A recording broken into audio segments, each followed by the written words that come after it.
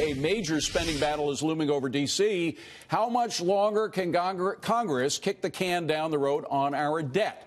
To Social Security Works Executive Director Alex Lawson. Alex, the only thing that Congress can appear to agree on is spending more of our money. And apparently the next thing that they're going to do that on is this infrastructure program. How much is that going to explode our debt more than it already has? Look, I don't think that there's an infrastructure program coming. I think that It's a fantasy that people are thinking that somehow, after the disastrous first year of the Trump administration, that somehow there's these accomplishments that he's racked up, or he's built goodwill so that there could be a bipartisan working on anything. It's just not there. He has actively antagonized the Democratic Party time and time and time again. Even He's incredibly if the divisive. Democratic Party thinks that some of these programs need to be done, they would be willing to put their animosity towards Donald Trump ahead of the needs of the country? No, but the Republicans in Congress certainly will. And so we know exactly what's coming, which is a tax on Medicare, Medicaid, and then Social Security. But we just heard Paul Ryan lose that argument. Paul Ryan wanted to do that. It's true. He wanted to change entitlements, but Mitch McConnell said no, infrastructure is going to come first. And then the president and Mitch McConnell together trump poor old Paul Ryan. I don't think he's going to win that battle. Do you?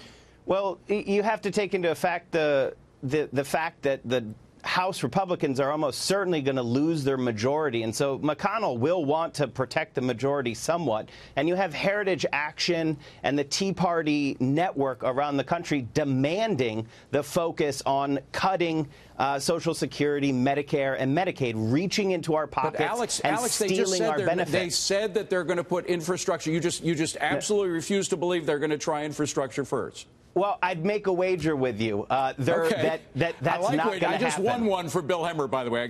I won $10 saying that they'd pass taxes before the end of the year. So be careful. I'm pretty good at that. I'll bet a dinner in New York. Okay, go ahead. What's the bet? That McConnell is going to give some, he's going to say some things about infrastructure, but it's not going to move at all. In fact, nothing's going to move in this Congress this year in an election year with the president's unfavorables so high. That bet I wouldn't be willing to take, because you may be right on that, but I'm still willing to bet that McConnell and President Trump are going to win out the debate over Paul Ryan in putting infrastructure first. Let me just get the opinion of our guests here. What do you think? Do you think that infrastructure will try to be put first ahead of entitlement reform? Yeah, I don't know what Alex is talking about. Look, Paul Ryan has been clear. He wants to move on things like Medicare. He wants to move on things like Social Security. But it takes three to tango. And when you have the president coming out and saying really firmly that we're not going to touch those things right now, when you have Mitch McConnell, who has a political reality that he probably couldn't get the votes to pass those things, even if he wanted to, the recipe is there for infrastructure first, and then probably after the midterms, if there's still a will to do that, then you would see the changes to Medicare. I mean, he's going to need to get some Democratic support if he wants to pass infrastructure. At this point, again, with the midterms right around the corner, I think they're playing the resist game, and I think there's a lot of political capital behind that movement, and I just don't see them going on board. Maybe a Joe Manchin out of West Virginia, something like that, but it's going to be very difficult. The debt doubled under President Obama, as you well know. The only thing that was growing during those 8 years to a great degree was the size of government, not necessarily the size of the private sector. And now Democrats want to complain about the debt growing too much. I mean, doesn't there seem to be a little hypocrisy there to you? Here's what I know.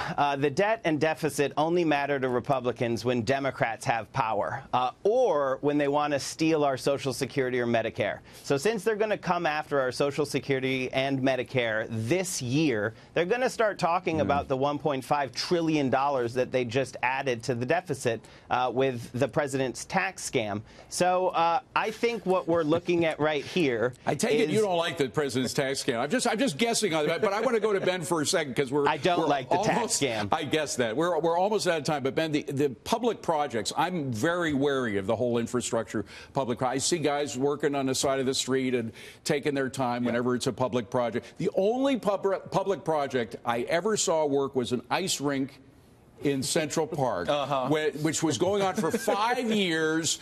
always over budget, never finishing on time, and the mayor finally put it in the hands of somebody in the private sector, and it was done in 6 months under budget, and you know who that somebody was, right? Donald John Trump. He made an ice rink, and congratulations for that. I have to say, infrastructure is very serious. My friend was actually one of the cars. He had just passed over the bridge in Minneapolis right after it collapsed, or right before it collapsed, rather. That's true. I mean, this stuff is very significant. It is. And if an ice rink is his current big claim to fame, he's going to have to do a lot better than that. It's more than a lot of public locales can claim. Gentlemen, thank you very much. Very good discussion. Appreciate it.